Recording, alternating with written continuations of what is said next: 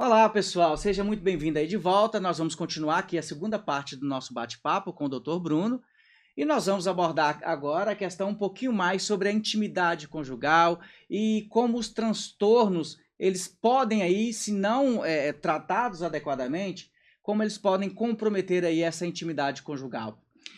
Dr. Bruno, muito obrigado por permanecer aqui para a gente continuar esse bate-papo, tá? E eu já vou emendar uma pergunta só para que a gente pegue o último gancho do episódio anterior. A gente estava falando essa questão sobre medicamento e a resistência de algumas pessoas em se procurar, principalmente a resistência dos homens. Existe algum receio relatado para você acerca de o comprometimento desses medicamentos na sexualidade, na virilidade masculina? Sim, normalmente isso, na grande maioria das vezes, é algo que a gente tem que perguntar de forma ativa. Alguns pacientes relatam voluntariamente, mas o que acontece muito é que se a gente não perguntar, às vezes por receio, por vergonha, o paciente não fala muito, mas para de tomar, né? E aí Entendi. ele larga o remédio e não toca no assunto, fala, não quero tomar isso não e tal. Só que existem estratégias para isso, que a gente vai falar aqui, né? Que eu acho que é relevante falar, que o medicamento ele pode ter um impacto na função sexual, mas isso é totalmente manejável, seja ajustando dose, seja fazendo associações de medicamento, seja trocando classe de medicamento. Muitas vezes esse efeito na função sexual ele é transitório, ele é no início do tratamento. Outras vezes, a vida sexual já estava péssima antes, mas como a pessoa estava muito deprimida, ela nem percebia, e aí começa a melhorar a depressão, ela fala, nossa, eu tô gostando agora, mas meu sexo tá ruim. Então, é interessante a gente perguntar antes também, como que tá a sua vida sexual? Não, minha vida sexual tá péssima, tem 2 meses que eu não procuro minha esposa, nem nada e tal, e aí começa a medicar, ela atribui aquilo ao remédio, mas sendo que antes também Já estava no processo, né? já estava no processo. Então é um fenômeno complexo. Muitas vezes tem o impacto do medicamento, sim, mas o próprio transtorno, ele também impacta na vida sexual do indivíduo, do casal. Então a gente tem que levar todos esses fatores em conta. O medicamento, o próprio transtorno, e a saúde mental como um todo daquela pessoa. Mas, se for de fato atribuído ao medicamento, isso é manejável, não justifica abandonar todo um tratamento por conta disso. Não que isso não seja importante, Sim. mas que a gente consegue contornar isso. Entendi. E aí eu trago para o relacionamento a grande questão de o que os parceiros eles podem fazer, ali a esposa fazer para que normalmente o homem que é mais resistente a isso e que às vezes é mais comprometido, é mais acometido por essa disfunção. E aí a questão da função ali da esposa, o quanto ela pode ajudar, ser ali complacente com aquela situação do acolhimento, de entender o processo, de estarem juntos ali. E às vezes, em alguns casos, até que eu já conversei com algumas pessoas até sobre a resistência a medicamento, seja de que ela passou por esse processo da pré-impotência aí, e a esposa o cobrou. E isso fez com que ele abrisse mão do tratamento. E aí vai quebrando esse ciclo de tratamento. Então, assim, às vezes é melhor nem ter buscado o tratamento do que começar e terminar, né? Então, no seu consultório, de alguma forma, você aborda também quando um homem é acometido por esse comprometimento sexual. Você aborda também na parceira ali para que ela consiga conduzir de maneira mais acolhedora esse marido aí, para que não ocorra essa evasão do tratamento? Olha, a consulta é sempre do paciente. Claro que muitas vezes o acompanhante, a esposa, ela vai entrar. Mas normalmente, Sim. tá? Pelo menos na minha experiência, a queixa é do próprio paciente. Normalmente a esposa, ou mesmo o marido com uma esposa doente, naquele momento, o parceiro, muitas vezes, ele não cobra tanto isso. Ele acaba acolhendo. Sim. É claro, né, que à medida que o transtorno ele vai melhorando, dependendo da situação ali do casal, o parceiro pode até achar, pô, será que ele não gosta mais de mim e tal, mas como o transtorno já cometeu várias outras áreas, acaba que aquilo pro parceiro naquele momento pontual, Sim. acaba não sendo tão relevante. Mas eu volto a falar, naquele momento pontual. Sim. Não tô falando que função sexual não é relevante. Sim. Claro que é muito relevante, mas imagina, Uma pessoa num quadro depressivo, com ideação suicida, sem vontade de comer, fica na cama o dia inteiro, memória ruim, lentificação, já não vai trabalhar 3 dias. Poxa, a esposa normalmente não vai reclamar porque esse cara não tá procurando ela por você. Porque não tá procurando é mais nada. Né? E aí muitas vezes o parceiro começa a melhorar e a esposa fala, olha, atrapalhou um pouquinho a função sexual dele, mas eu já falei que eu não me preocupo com isso, ele tem que tratar e não sei o quê, e não sei o quê. Né? E essa condução, essa cumplicidade entre parceiros, ela é muito importante, né?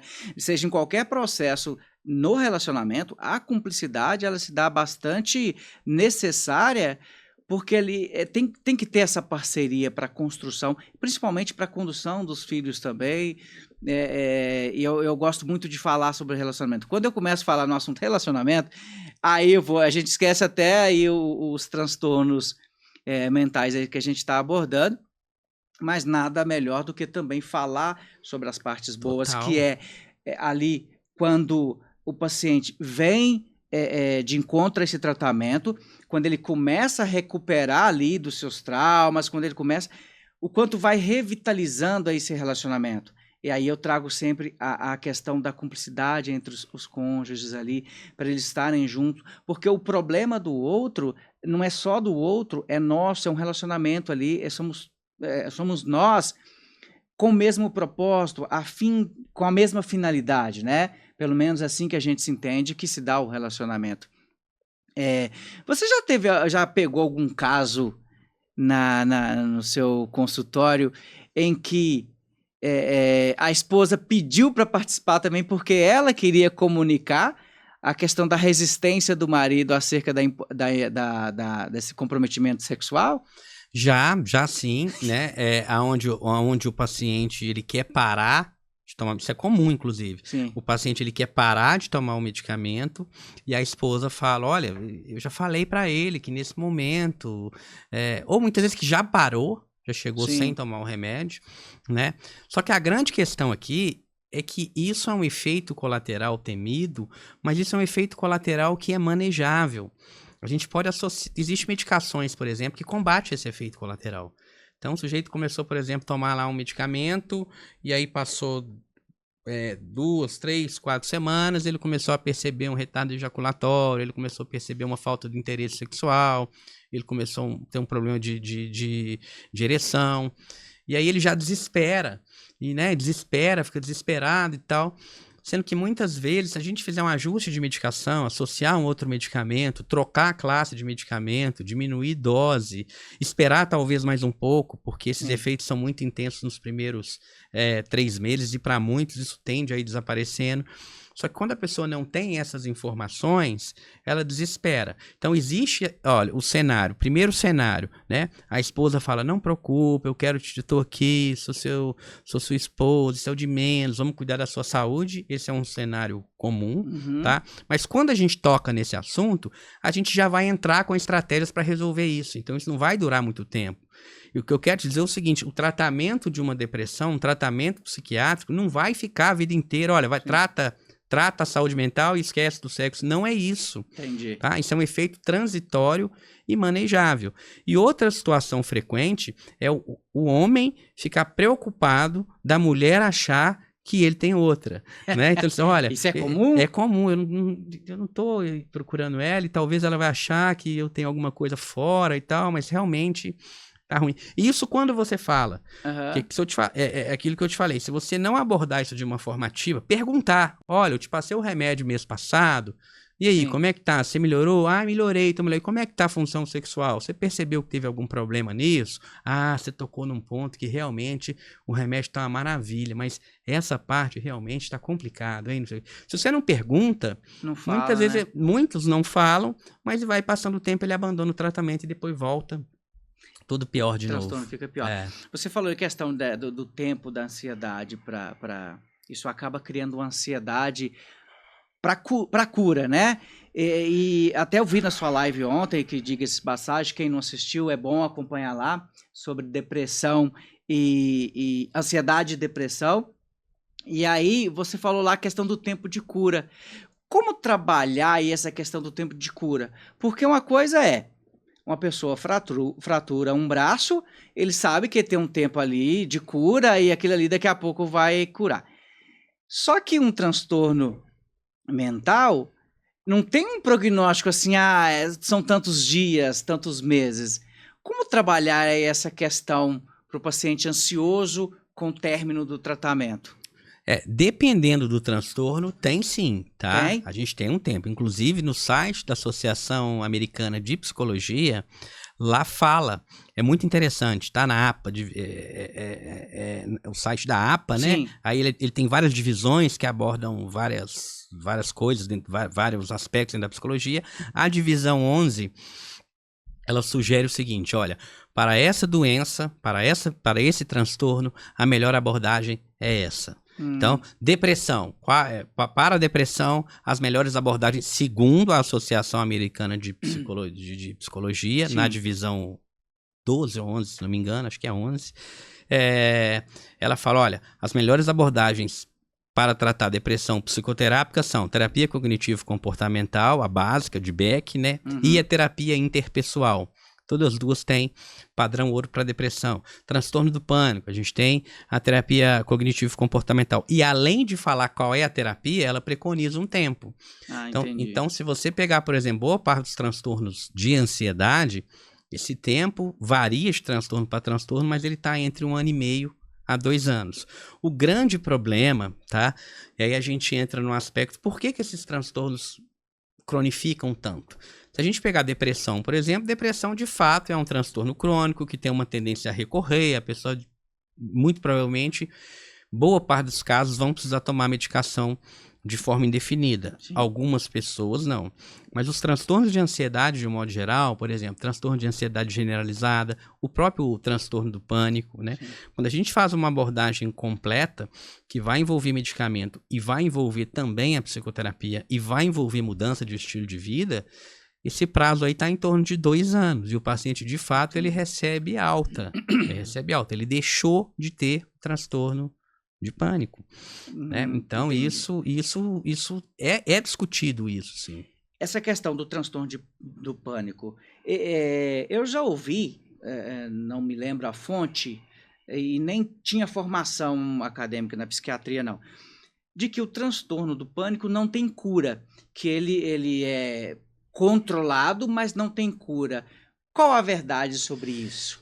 O maior estudioso do mundo sobre esse assunto, né, é o David Clarke. Ele fala claramente, né, nos livros dele, nas palestras dele, tal, ele fala de cura, sim. O grande problema é que quase ninguém, a maioria das pessoas, fazem um tratamento incompleto, ou fazem um tratamento só medicamentoso, ou faz só alguma abordagem psicoterápica, e não muda às vezes o estilo de vida, e aí fica aquela coisa cronificada. Agora, quando você une as 3 coisas, né, estilo de vida, uma terapia, e para o pânico, a terapia cognitivo-comportamental é o padrão ouro, tá? E você combina isso com medicação, o transtorno ele é extinto, tá? Agora, o que a gente tem que entender? Os sintomas muitas vezes vão continuar, porque os sintomas eles estão em todo mundo. O que diferencia? Olha, o que diferencia uma pessoa que está tendo um ataque de pânico? Olha, a gente está aqui, a pessoa está lá na casa dela, aí ela começa a ter palpitação, falta de ar, tonteira, boca seca, sensação de nó na garganta, o coração acelerado, um frio na barriga, ok. Ela tem uma série de sintomas físicos. Sim. E ela pega esses sintomas físicos e ela faz uma interpretação deles, uma interpretação catastrófica. E aí, se você pegar para ler os sintomas de pânico, você vai ver que é uma série de sintomas físicos e poucos sintomas mentais. Quais são os sintomas mentais? Medo de morrer, enlouquecer e perder o controle. Esses sintomas mentais nada mais são do que a interpretação dos sintomas físicos. E se você chegar, por exemplo, para uma pessoa que está pulando de paraquedas, para uma pessoa que está numa roda gigante lá no alto, ela tem os mesmos sintomas que uma pessoa que está tendo um ataque de pânico. Só que, no entanto, ela não está desesperada, porque aqueles sintomas, eles são esperados. A gente está aqui agora, gravando, batendo um papo, e tudo bem, nós estamos tranquilos. Entrou um pitbull ali na porta, babando, olhando pra gente. O que vai acontecer? Pânico, né? Nosso coração vai acelerar, nossa frequência cardíaca, o coração vai acelerar, a nossa frequência respiratória vai aumentar, a gente vai ter frio na barriga, a gente vai começar a tremer, a gente vai ter uma série de respostas fisiológicas que são resposta do medo. E aí, o cachorro foi embora, alguém prendeu o cachorro. Vida que segue, vão gravar de novo. A gente não vai ficar criando ideias sobre tudo que a gente sentiu. Por quê? Aí eu senti aquilo tudo porque o cachorro estava ali. Teve um motivo, né? Teve um motivo. No pânico, quando você tem essa resposta do medo de forma inesperada, você fica sem entender. Peraí, por que aconteceu? Tava tudo de boa lá, por que aconteceu? E aí você começa a criar toda uma narrativa em cima dos sintomas. E quando você tira essa narrativa, quando você fala, olha, peraí, é uma crise de pânico que deu aqui em mim, né? A tendência é que o transtorno ele vai se dissolvendo. Sim. Porque, na verdade, a raiz do transtorno do pânico é uma resposta de medo inadequada, que não era para ter resposta, mas também o que a gente chama de intolerância à ansiedade. Todos nós toleramos a ansiedade. De repente eu cheguei aqui, aí demorou para gravar, ou eu tô no trânsito, aconteceu alguma coisa ruim ali comigo, vai me dando um desconforto no meu corpo, e eu tolero aquilo bem. Sim. Não, tá desagradável aqui, mas hoje foi um dia que eu dormi mal, um dia que eu não tô bem, eu tolero. No pânico a pessoa não tolera. Ao menor sinal de ansiedade, ela já desespera, e na hora que ela desespera, a ansiedade aumenta mais, a ansiedade aumentando mais, ela desespera mais, e aí fica todo um ciclo. Então a gente tem que quebrar esse ciclo com medicamento, mas com estratégias também que a pessoa vai tolerar a ansiedade. É meio paradoxal, mas muitas vezes o problema do ansioso é não saber conviver com a ansiedade. Mas então você acabou de falar que tem cura, agora você está falando que eu tenho que conviver com... Todo ser humano precisa conviver com a ansiedade. Conviver com a ansiedade. Ter ansiedade não significa ter transtorno de ansiedade. Uma coisa é você experimentar sintomas de ansiedade. Outra coisa é você virar um transtorno. Até nessa questão de aprender a lidar com essa ansiedade. A ACT, ela traz esse conceito de você, às vezes, nomear isso. Ao invés de falar assim, eu estou ansioso, eu acho que eu estou com ansiedade. Então, você desassocia daquele pensamento. E uma coisa que eu achei muito interessante que você trouxe, a questão do pânico, a analogia aí que você falou, que as sensações são as mesmas. E eu te falo de um ponto de vista de experiência. Eu amo roda gigante.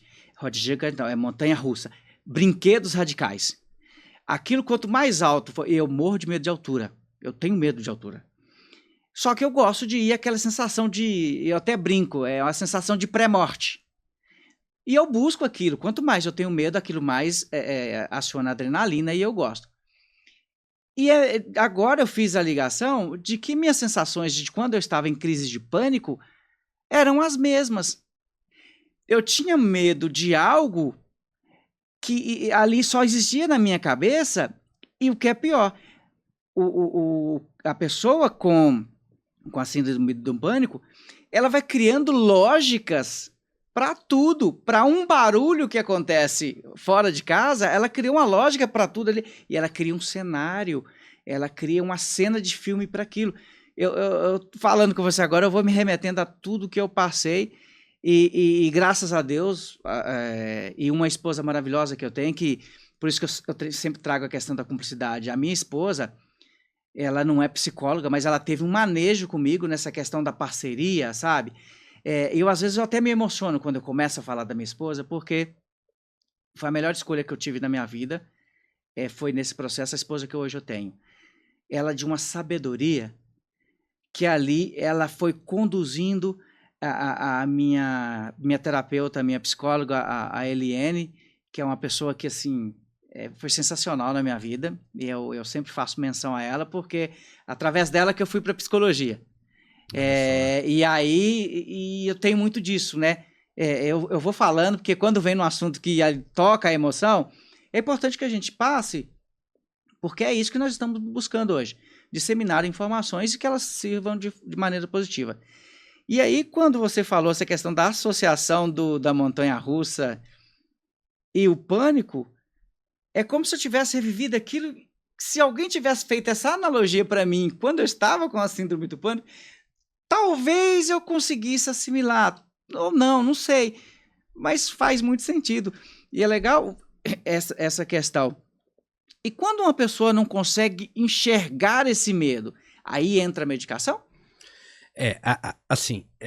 A medicação, muitas vezes ela vai ser útil, independentemente de enxergar ou não, especialmente nas fases iniciais do tratamento, por quê? A gente tem que tentar entender a fisiopatologia do transtorno. Entendi. Então, olha, eu tenho uma intolerância à ansiedade, Sim. ao menor sinal de ansiedade eu me desespero, eu faço uma interpretações errôneas do que está acontecendo comigo, estou enlouquecendo, estou morrendo. Você não está enlouquecendo coisa nenhuma, você não está morrendo coisa nenhuma, e você não está perdendo controle coisa nenhuma. Só que para você convencer isso o paciente, vai demandar um tempo. Mas na hora que ele se convence disso, praticamente o transtorno já desmorona. E é rápido quando a chave vira. Mas não vira fácil. O problema é isso, então, é você convencer. Mas tem estratégias para você convencer esse paciente, tá? A gente pode até falar uma delas aqui. Então, esse é o primeiro ponto, né? Convencer ele, você não tá morrendo, você não tá enlouquecendo, você não tá perdendo o controle. É simples? Não, mas você precisa convencer isso.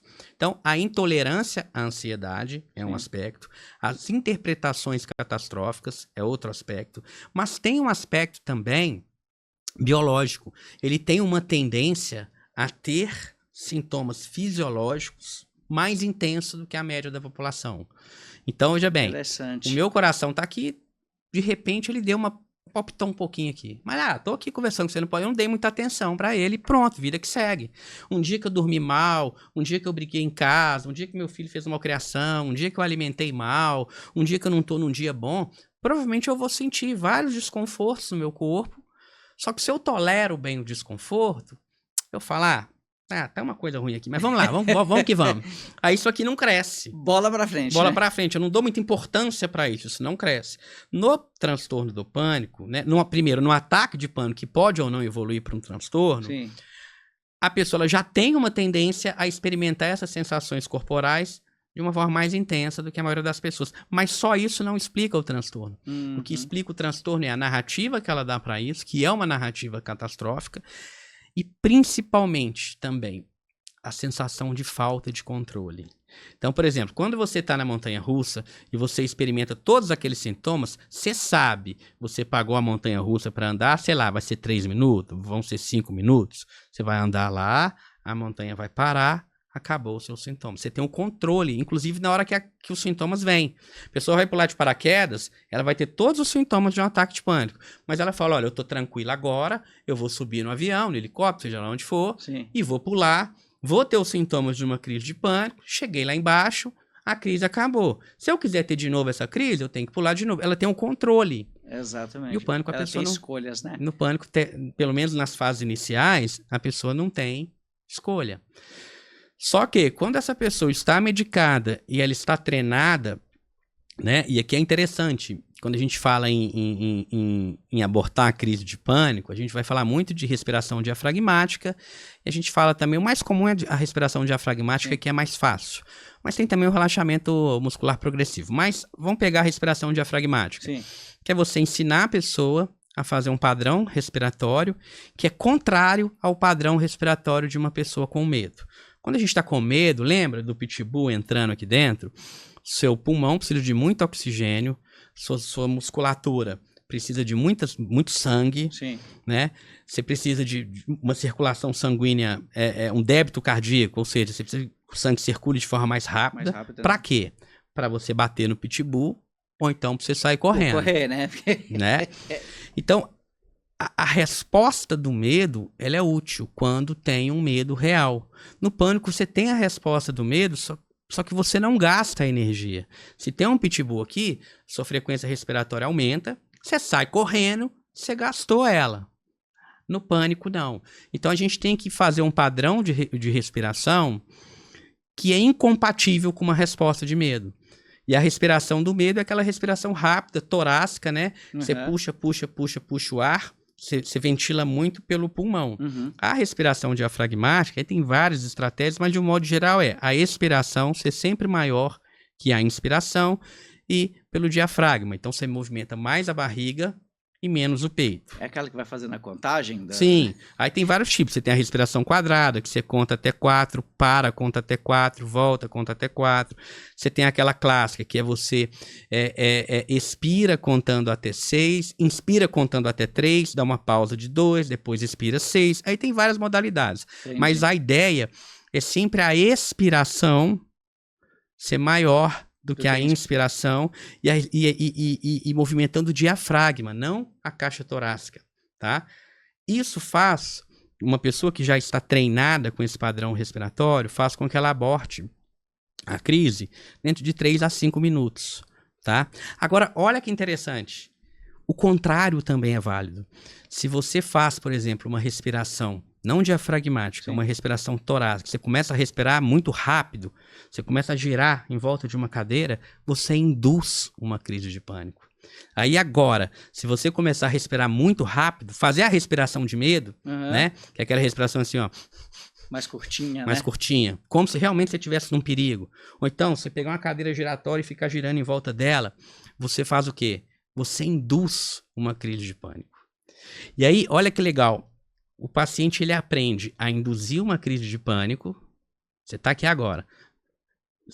Aí você roda em volta de uma cadeira ou faz uma respiração de padrão do medo. Você vai ter uma crise de pânico aqui agora. Aí logo em seguida, você faz a diafragmática. Aí você desliga ela. Depois você liga, desliga, liga, vai desliga. Treinando, né? Liga, desliga, liga. A sensação de controle aí. Você começa a ter sensação de controle. E o que falta no pânico, muitas vezes, é essa perda de sensação de controle é que deixa a pessoa adoecida. Então, parte do tratamento, por isso que o tratamento não é só medicamentoso. Isso que eu acabei de falar aqui é uma técnica chamada exposição interoceptiva. Você expõe a pessoa à crise, né? E depois sai da crise. Entra na crise, sai da crise. Entra na crise, sai. Porque é isso que você faz quando você vai para uma roda gigante. Exatamente. Você entra na crise, uma roda gigante. Roda gigante não, montanha-russa. Montanha-russa. Olha, agora eu vou entrar numa crise, vou para montanha-russa. Caramba, que legal, que crise legal e tal. Agora acabou a crise. Agora eu vou entrar na crise. Agora eu vou... Só que isso não evolui para um transtorno de pânico porque você tem controle. Tem controle, sabe que vai acabar ali. Sabe que vai acabar. No pânico a pessoa tem a sensação que não. Claro que pra gente já pensar em fazer isso tudo, outras condições médicas precisam ser descartadas, porque de fato os sintomas são muito iguais. É igual um ataque cardíaco, por exemplo. Então essa pessoa já tem que ter passado por um cardiologista, passado por um clínico, já tem que ter feito uma série de exames. Ó, meu filho, você não tem uma doença orgânica, você já passou por 10 cardiologistas, você não está infartando. Então agora... Vamos tratar o pânico. Né? Essa questão dos sintomas, eles se associam, né? E, inclusive no DSM-5 ele tem um número de associações lá para diagnosticar um transtorno. Eu não me recordo se são 5 associações, 5 características associadas ali para determinar um transtorno. E o interessante, até ouvi na sua live ontem, a questão da pessoa que já vai procurar o médico, mas primeiro ele procura o Dr. Google. E ali ele encontra um sintoma. Então ele lê aquela questão de sintoma. Nossa, eu tenho isso. Se ele vai consultar uma outra patologia, ele vai ver, não, eu acho que eu tenho isso agora. Como desconstruir isso, que a pessoa já vai para o seu consultório com a cabeça de que de repente ele já se autodiagnosticou com 3 ou 4 transtorno e vem e fala assim, me dá o remédio que eu tô indo embora que eu tô com isso. Como desconstruir isso? Ou até onde vai a crença dessa pessoa naquilo que ela buscou no Google?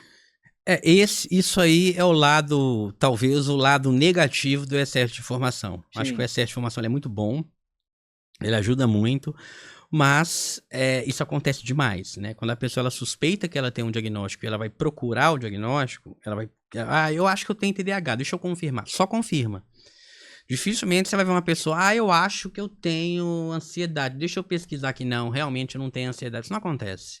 Normalmente quando você acha que você tem alguma coisa e você pesquisa, aquilo confirma o que você tem. E aí você precisa explicar para aquela pessoa, né, como que não é tão simples. O manual classificatório, né, você citou o DSM, tem o CID também, né, o que ele é? Ele é um resumo do resumo do resumo do resumo. Então, Sim. Você tem a psicopatologia, que vai mostrar como que esses sintomas estão entrelaçados entre eles, né? Então, olha, como que tá o humor, como que tá o afeto, como que tá a linguagem, como que tá a velocidade do pensamento, é a primeira vez que essa pessoa tá sentindo isso, essa insônia, ela veio da onde, a pessoa não tá dormindo e depois ficou ansiosa, ou ficou ansiosa e depois dormiu. Como que os sintomas se relacionam entre eles? Exatamente. Porque um sintoma isolado, ele é praticamente sintoma de tudo, né? Alteração do humor, um ansioso tem alteração do humor, o ansioso às vezes fica triste, né? O deprimido, ele fica ansioso. Então, você tem que pegar aquela lista de sintomas e ver como que os sintomas estão entrelaçados entre eles. E, além de tudo, saber interpretar a conexão desses sintomas, né? Que ele estará presente em diversos fatores, em diversos transtornos. Mas como interpretar a conexão dele com outro fator? É como se fosse até uma composição química. Um elemento com um elemento, às vezes dá um veneno. Um elemento com aquele mesmo elemento com o outro, dá um perfume. Então, é a questão de saber interpretar a conexão desses dois. Por isso que, às vezes, essa leitura no Dr. Google, às vezes, ela fica um pouco ali solta e pode até chegar a ponto de prejudicar um tratamento. Já teve pessoas que já te questionou, mas eu vi que era isso, e você está falando de repente o contrário, porque a partir do seu conhecimento você foi lá e falou, não, é isso. Já houve questionamento? O tempo todo. O tempo todo. Pessoal atrevido, né? O tempo todo. Não, eu não diria nem atrevido, né? Porque assim, é o que eu falo com os pacientes, né? Olha, eu tô prescrevendo remédio, mas quem vai tomar é a pessoa. Então exatamente. ela quer mesmo. Não, mas peraí, não concordo com o que você tá falando. E a gente tem que tentar, de fato, é um jogo de convencimento. Só que é um convencimento que aí vai entrar aquilo que a gente falou lá no primeiro bloco, que é da aliança terapêutica. Bom. Ninguém vai chegar pra você, não se engane. Você não vai chegar na cara de uma pessoa e falar, faça isso, faça isso, faça isso, porque ela não vai fazer. Exatamente. Né? E até mesmo dentro da psicoterapia, se a gente parar pra pensar, boa parte do que a gente vai pedir pra pessoa fazer é muito simples. Exatamente. Qual que é a maior dificuldade? É fazer ela fazer. A transferência ali, né? Tem que ter essa transferência bem conceituada, bem limpa, porque senão não vai seguir. Primeiro, a transferência, e segundo, fazer a própria pessoa chegar à conclusão que aquilo para ela vai ser bom. E não falar para ela, olha, vai ser bom você fazer isso. É o que a gente chama de questionamento socrático, muitas vezes. Exatamente. Tá, mas se você é uma pessoa muito, muito incompetente, como é que você falou para mim o tempo todo que você se considera uma pessoa incompetente? Poxa, mas agora você me falou que você está fazendo uma faculdade que nenhum dos seus irmãos fizeram faculdade, só você. Então eu não entendi muito bem como é que é essa questão de você ser colocar incompetente. para questionar, para se questionar, né? Você vai levando ela para um caminho, né, que ela mesma, entre aspas, enrola na própria corda. Ela fala, pensando bem, eu tô achando que eu não sou tão incompetente assim, não. É diferente de você virar para ela e falar, você não é incompetente, olha como que você é uma pessoa bem-sucedida. Ele tá falando isso aqui para me agradar. Então, a ideia é você ir levando aquela pessoa a chegar à própria conclusão que aquilo que você quer que ela faça seja bom para ela. E isso acaba sendo dificultado um pouco por essas questões de Google. E TDAH, então, toda hora. Você pega a prevalência de TDAH em torno de 3%, 5%. Consultório, 40% das pessoas que entram lá falam que tem TDAH. Vai muito dentro dessa questão das redes aí de sintomas. Exatamente. E hoje em dia está mais disseminado essas informações, esses aplicativos, essas redes sociais aí que vêm trazendo esses sintomas que as pessoas vão se identificando e se autodiagnosticam, eu estou com TDAH. Não que devamos desvalorizar os diagnósticos que têm sido feitos. Porém, há uma grande debandada aí na questão do TDAH, porque hoje, em alguns locais, assim, que eu vejo, é mais fácil rotular com TDAH do que conduzir uma personalidade diferenciada, exemplo, principalmente em escolas, né? Às vezes uma criança ela é um pouquinho mais, digamos, tem um QI um pouquinho mais avantajado. Aquilo vai ficar muito fácil para ela, então ela vai querer um estímulo maior, então vai ficar mais inquieta. E aí, às vezes, por falta de um suporte, vão diagnosticar logo, tem TDAH, porque fica mais fácil. Foi para a muleta social do TDAH. E aí, essa criança vestiu essa camisa do TDAH. E quem tira? A sociedade tira depois? Muito difícil. Então, isso compromete, né? Como, assim, trabalhar, como você enxerga essa questão desses autodiagnósticos de TDAH, por exemplo, que a gente já está falando aí? Isso é muito ruim, né? E a gente falava aqui agora da questão de como os sintomas se relacionam, Sim. mas tem um outro problema também nos manuais. Um deles é esse, ele joga lá os sintomas, ele não mostra como que os sintomas se relacionam. Outro problema é que ele faz um corte transversal, é uma foto daquele momento. Exatamente. Você tem 18 sintomas, se você apresenta tantos sintomas, você tem. Se você não apresenta, você não tem. Mas ele desconsidera toda a história de vida daquela pessoa, o quando surgiu, como evoluiu, né? É algo que começou agora ou começou desde sempre. E para algumas pessoas, isso é um pouco polêmico de falar, o diagnóstico, ele é libertador quando de fato a pessoa tem um diagnóstico, mas para algumas pessoas também ela fica...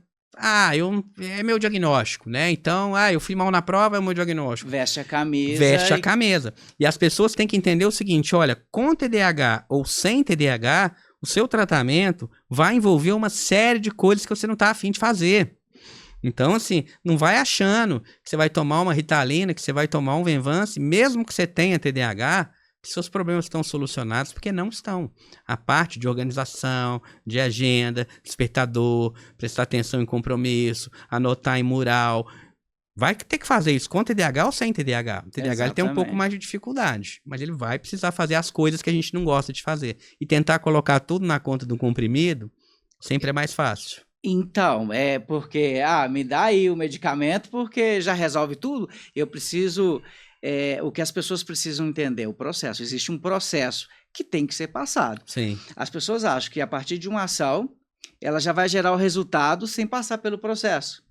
É o processo que leva à cura, é o processo que leva ao resultado, é o processo que te dá condições de manter o resultado. Isso eu trago em qualquer situação de vida. Se você não encarar o processo, pouco provável que você mantenha-se ali no resultado. Sim. Não dá, a conta não fecha. Então, isso vai muito acerca da ansiedade, né? Eu quero aqui, eu quero agora.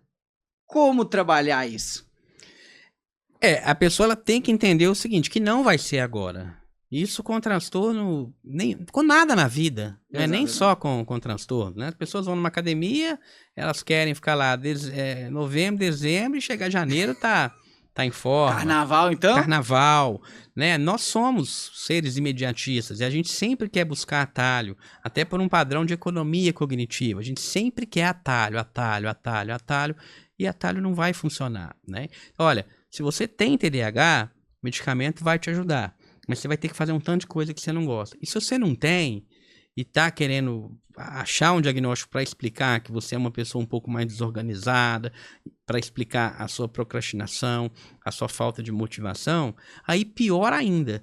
Porque aí você vai tomar um medicamento que pode até te dar no início ali um pouco de gás, um pouco de energia, mas logo vai começar a vir efeito rebote, você vai desregular seu sistema dopaminérgico todinho. Então assim, se você toma medicação, né? Obviamente com orientação do médico e tudo mais, mas uma série de coisas que você não gosta você vai ter que fazer. E se você não tem e começa a tomar remédio, que é o que a gente vê muito, aí vai piorar mais ainda. Isso vale para todos os transtornos. A parte medicamentosa é uma parte dela.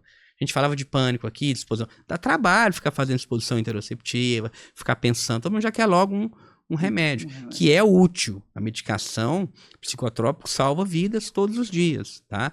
Não é esse demônio que as pessoas falam. Mas a gente precisa entender que, para se livrar de um transtorno, só o medicamento não vai resolver.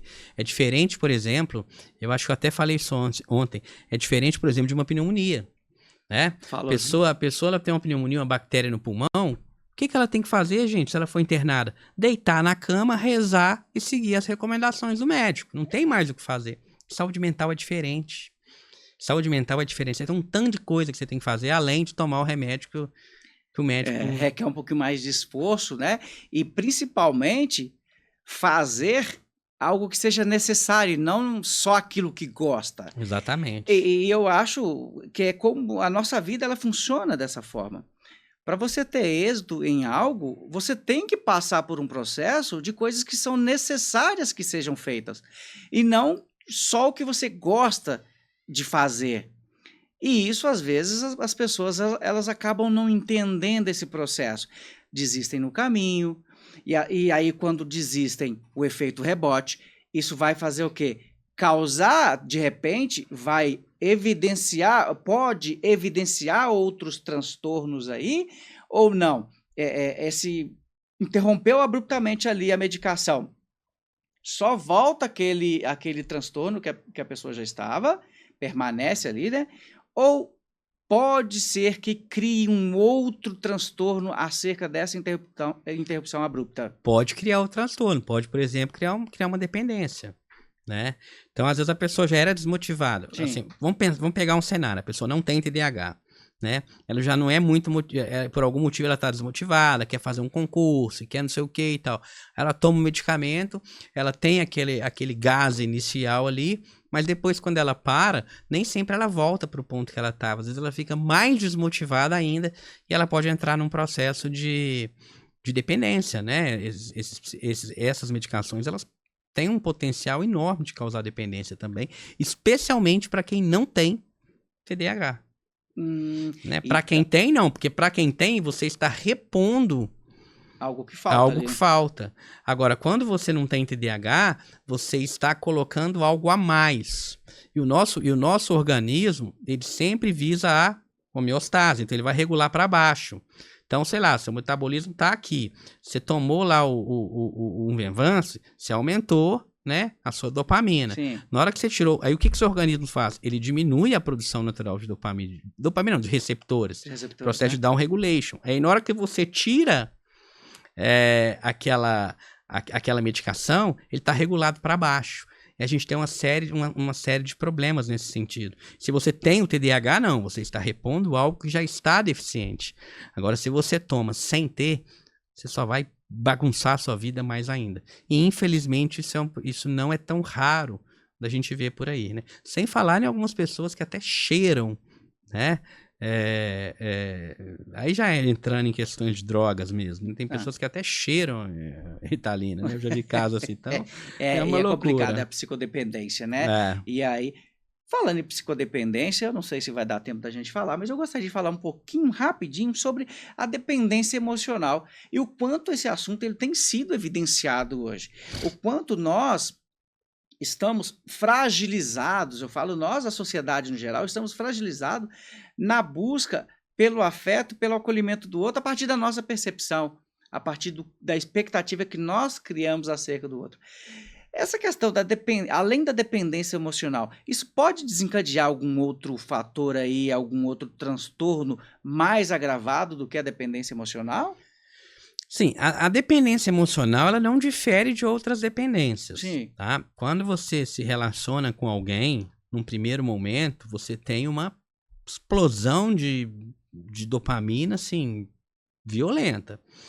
E o que acontece? Quando a gente começa a restringir a nossa vida, então, sei lá, eu tinha minha turma do futebol, encontrava com meu irmão, venho aqui no podcast, tem uma série de coisas, minha vida tem uma série de esferas ali da minha vida. Eu conheci uma pessoa e eu começo a parar de fazer as coisas e vou ficando só, minha vida vai ficando só com aquela pessoa. Aquela pessoa é uma fonte enorme de dopamina para mim. Todo o resto começa a ficar sem graça. E é assim que acontece também com outras drogas. Então, assim, não que um relacionamento seja uma droga, tá? Não é isso. Mas, assim, o processo é exatamente o mesmo, né? A relação, a paixão é o mesmo processo que ocorre com outras substâncias. A gente analisar de um ponto de vista químico. E aí, quando a pessoa já tem uma vulnerabilidade e ela começa a ver naquela outra pessoa uma solução para todos os seus problemas, para preencher todo o seu buraco emocional e não tem outras alternativas, ela vai tendo um estreitamento do repertório, entende-se por repertório tudo que a gente faz ao longo da nossa vida. Né? Ela tem esse estreitamento e aí, se tem uma ruptura, ela se vê dentro de um buraco, porque não tem mais nada na vida. Não tem mais nada, a vida vazio, é só aquilo, né? ali, né? Então a gente tem que tomar cuidado, especialmente no início dos relacionamentos, para a gente não restringir a nossa vida só naquele relacionamento. Claro que quando você casa, quase tudo que você faz, você vai levar o seu cônjuge, porque já virou uma família. Exatamente. Mas antes disso, né, a gente precisa também dosar isso, ter a sua individualidade. A mesa não pode ter um pé só. Exatamente. Não pode ser apenas um pilar. Exatamente. Né? Então, ali, às vezes, o dependente emocional ele tem como característica ali deixar a vida no controle do outro, que o outro controle. É como se controle. Ali, se o outro tivesse um controle remoto e falava assim, aí eu falo, eu quero ser feliz, a outra pessoa vai lá e aperta o botãozinho da felicidade. Uhum. Agora eu quero descansar, vai lá e aperta. Coloca uma subserviência para a outra pessoa e que, às vezes, ela abre mão da sua própria vida, das suas vontades, ela passa a ser submissa em uma amplitude que ela é como se ela deixasse de existir, como se ela fosse um fantoche, né, dos desejos da outra pessoa. E é esse cuidado que, às vezes, a gente tem que tomar. A grande questão do dependente emocional fica procurando ainda que o outro fale com ele, a falha do outro, ele fica procurando argumentos para falar para o outro, olha, justifica dessa forma. Acho que se você justificar dessa forma, eu vou aceitar. E é isso.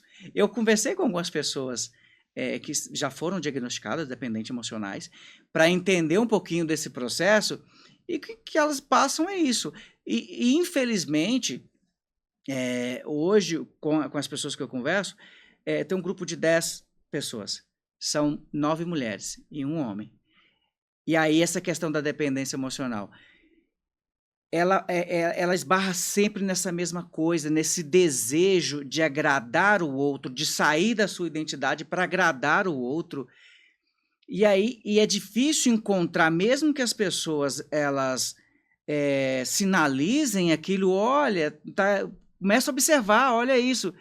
Não consegue. Só fica cega. Às vezes consegue observar, consegue ver aquilo, mas um sorriso da outra pessoa é o suficiente para aquilo tudo cair por água. E segue, tem medo do vazio que é deixar aquela relação e prefere viver ali numa relação que está machucando. É como se tivesse pisado num espinho e para tirar causasse uma enorme dor. Ela prefere ficar sentindo dor ao pouco ali naquele espinho do que ir lá e arrancar abruptamente aquele espinho, né? Mas, bom, já contextualizei um pouquinho da dependência emocional aqui. Se deixar, eu vou falando mais e o intuito nosso aqui mais hoje é te ouvir falar um pouquinho.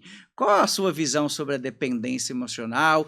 Eu falo acerca de no seu consultório, talvez você identifica que acomete mais os homens, mulheres, ou é indiferente, não tem esse absolutismo de que os homens ou as mulheres, como funciona esse processo? Eu acho que acomete mais mulheres, tá? De um modo geral, a transtorno de personalidade dependente, as dependências acometem mais mulheres, mas tem homens também com esse padrão. De um modo geral, não é regra, são ambientes muitas vezes que foram pessoas que foram super protegidas ao longo da infância, né? E acaba gerando um sofrimento muito grande, porque é muito comum, tá? Isso é muito frequente, isso a gente vê com muita frequência.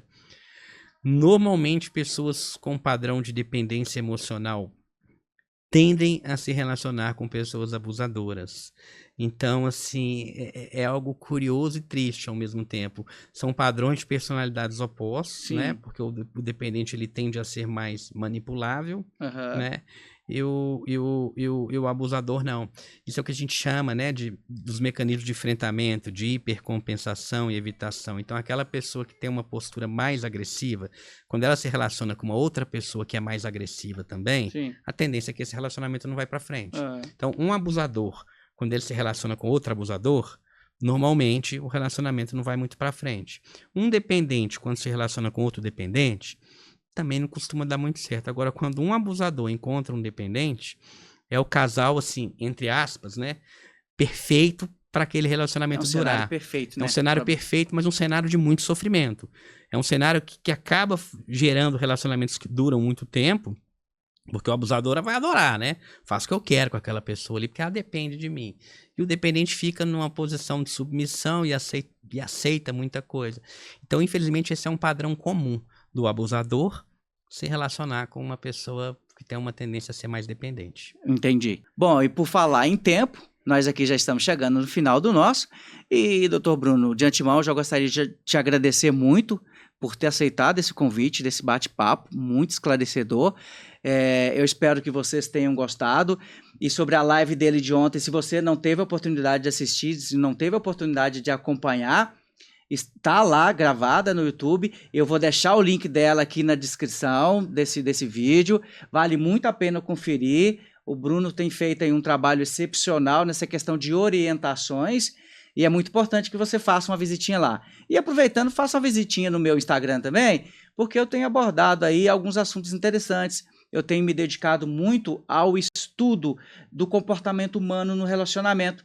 E eu acho que quanto mais a gente puder disseminar essas informações, uma simples palavra pode fazer sentido para outras pessoas. Então curte, compartilha esse vídeo, se inscreva nesse canal, se inscreva no canal do Bruno também, que é muito importante. E o mais essencial é que nós estamos aqui construindo algo que seja produtivo e que vale a pena para você. E é com muito carinho que a gente está fazendo. Agora eu vou pedir o Bruno para que deixe uma mensagem aí para nossos telespectadores. O que você pode dizer para esse pessoal aí, Bruno? Primeiro, eu queria agradecer o convite. Sempre um prazer estar aqui conversando com você. E adorei esse bate-papo aqui, né? E eu acho que a gente podia finalizar. A maioria dos transtornos psiquiátricos, transtornos psicológicos, as desordens aí mentais, elas são tratáveis, algumas curáveis, tá? E a gente tem que pensar que uma pessoa com algum tipo de transtorno mental, né, na imensa maioria das vezes, ela tem condição de ter uma vida absolutamente normal. É isso. Obrigado pelo convite, estou sempre à disposição. E para você que nos acompanhou até aqui, provavelmente isso fez sentido para você. E eu vou deixar uma pequena mensagem. Não há nada que você vai procurar em outra pessoa que já não habite dentro de você. O amor é feito de desencontros, é feito do acaso, e às vezes é feito do vazio, de silêncio.